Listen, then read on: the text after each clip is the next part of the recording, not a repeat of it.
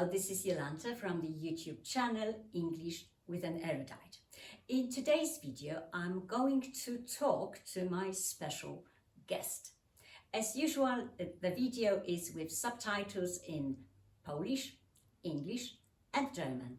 The key vocabulary is in the description box below the screen. My special guest today is a native speaker of American English. His name is David. Hello, David. Hi, Yola. Great to have you here. I'm really pleased. Okay. I would like to say a few words about David before he talks to you. David is an exceptionally interesting person. He's really well read and with varied interest and a wealth of experience.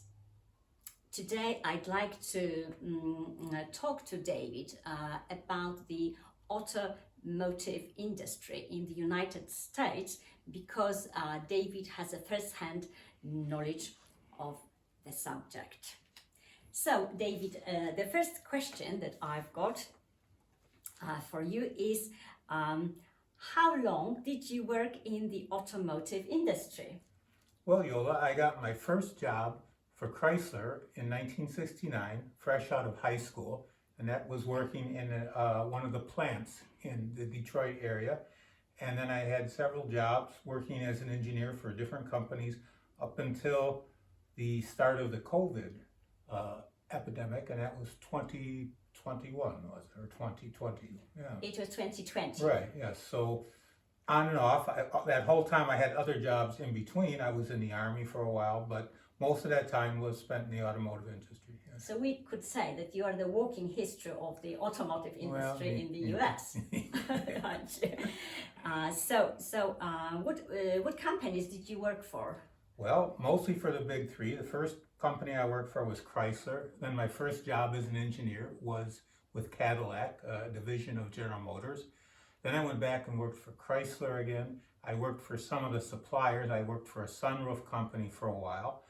I worked for AM General, which was the designer and builder of the Hummer vehicle, which you might have heard of. I worked on that vehicle when it was converted to civilian use. A couple more assignments with General Motors, then back to Chrysler when it was called FCA. And yeah, that was my last one, working for Chrysler. So where did you work? Mostly in the Detroit area, but I did work for I worked for Daimler. I worked in Alabama and Germany. For the sunroof company, I spent some time out in Long Beach, California at their plant there, but most of it, yes, was in the Detroit area. How interesting. What kind of work did you do? Primarily, I started out as a wire harness designer. Wire harness is the electrical wiring that supplies power to all the different devices in a vehicle. I always explain it as it's just a very complicated extension cord.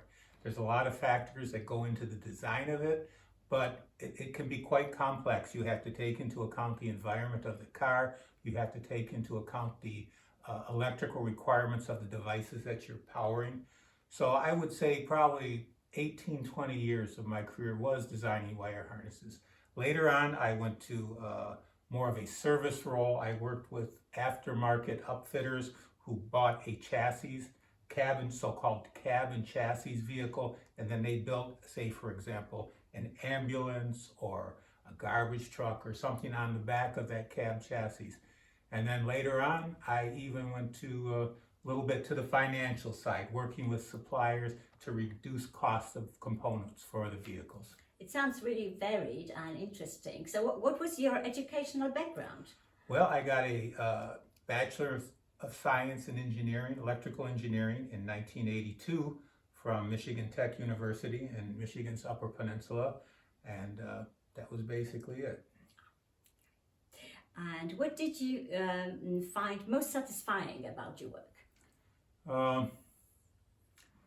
Well, as I mentioned, I had a lot of different jobs. I think what I liked most when I was working with the bodybuilders, the aftermarket upfitters, and they would come with problems that they were having trying to adapt their part of the vehicle to our vehicle, and I was able to solve their problems immediately And that gave me a sense of satisfaction that I was able to help them with their design issues quickly. Otherwise, when you're designing things, quite often to design a wire harness, that can take quite a long time, and it might be months before you actually see your design implemented, and then you have to go through prototypes and test it. But that was more of a sense of immediate satisfaction to help those people. And what did you find least satisfying, or maybe a little bit less satisfying? Well, I really didn't like corporate politics, but my jobs were all contract positions, so I never worked directly for the companies. I worked for a contract company, and so I was able to stay a little bit removed from the politics. But the people that were so-called direct reports or salaried people, quite often they get involved in politics, and it had very little to do with actually designing automobiles. It had to do with getting a position within the corporation, rising through the ranks. I never really worried about that. Could you please elaborate a little bit on the word corporate politics? Because I think the people who are watching us may not understand it. Well, corporate politics is basically trying to get credit for anything good and making sure that you don't get credit for the things bad that happen. And if you're able to do that, people might like you and you might get a higher position, management position, supervisory position, more money. I was always like, basically, I never managed anybody, I never supervised anybody, and that was fine with me. I just like doing the design or whatever the job I was doing. I see.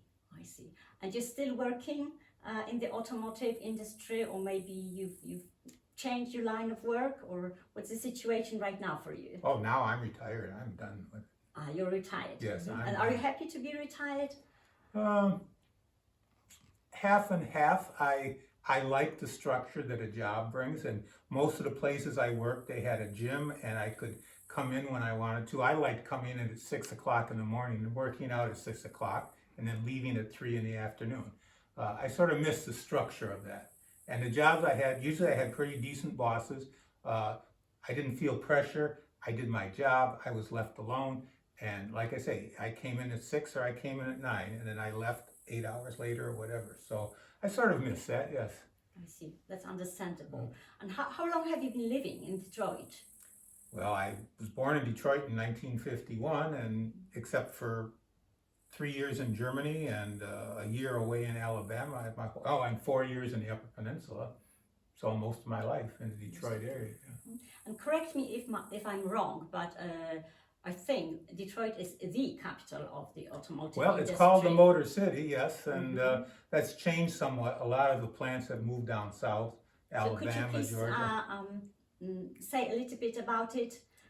Because I think people who are watching us, they are really interested in how those changes have affected the city itself and maybe the people who live in the city. Well, Detroit has always been a strong union town, and even now I think there's a strike going on in the automotive industry, and the companies found it was more profitable to move down south where the unions aren't so strong. They paid less money and they didn't have the worry of strikes. That also reduce the population of Detroit. Detroit used to have, I think, 1.5 million people. Now I think it's less than half that.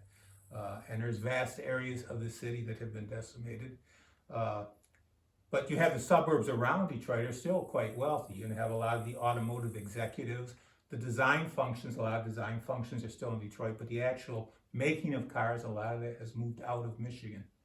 Thank you. That was really, really interesting. I'm sure everyone has enjoyed listening to you and watching you. Thank you for watching. Goodbye.